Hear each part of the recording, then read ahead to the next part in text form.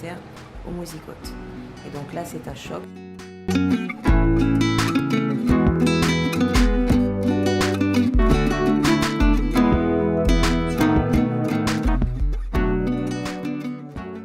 Sylvie, j'ai 35 ans, je suis maman d'une drépanocytaire qui a 15 ans. Je vis sur Perpignan, en France.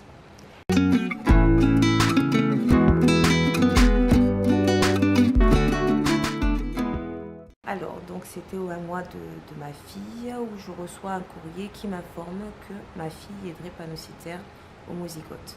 Et donc là, c'est un choc puisque la drépanocytose, je ne connais pas du tout ce que c'est. Voilà.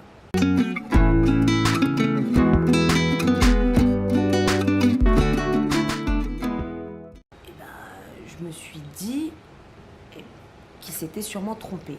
Voilà, qu'il fallait refaire les tests et donc je suis partie dans cette idée-là de rencontrer le professionnel de santé et de lui expliquer qu'il y avait sûrement dû avoir une erreur quelque part.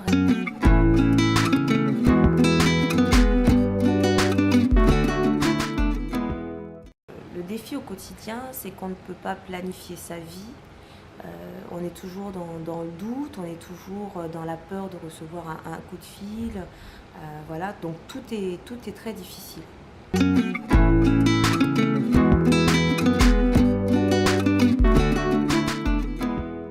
C'est très difficile d'avoir une vie professionnelle parce que déjà la petite faisait souvent des crises, donc il fallait être disponible. Quand elle est fatiguée, il faut être disponible. Quand elle ne peut pas aller à l'école, il faut être disponible. Donc on ne peut pas et travailler, être disponible pour son enfant. Donc j'ai dû arrêter de travailler. Voilà.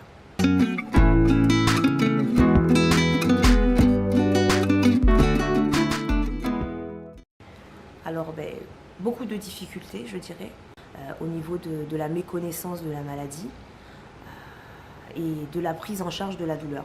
Ça, je pense que c'est assez catastrophique quand même, la prise en charge de la douleur, parce qu'on n'écoute pas assez l'enfant, on n'écoute pas assez la personne qui a mal, on juge beaucoup, on se fait des idées. Quand on arrive aux urgences, je suis obligée d'expliquer déjà donc à la première personne, donc la secrétaire médicale, a dû expliquer que ma fille est prioritaire parce qu'elle a une maladie qui s'appelle la drépanocytose et qu'il faut déjà qu'elle puisse passer rapidement pour être traitée donc au niveau de la douleur et surtout ne pas être en contact avec les enfants qui sont contagieux comme une gastro, comme une... voilà.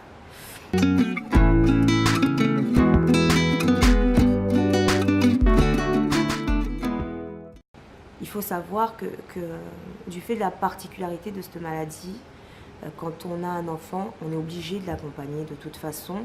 Donc effectivement, la prise en charge n'est pas la même puisqu'on est présent et qu'on accompagne en fait le médecin ou l'infirmier. On l'accompagne en fait dans ses soins et dans ses diagnostics. Maintenant, à se poser la question, si jamais ma fille était obligée d'aller aux urgences toute seule, je pense que j'aurais des soucis à me faire.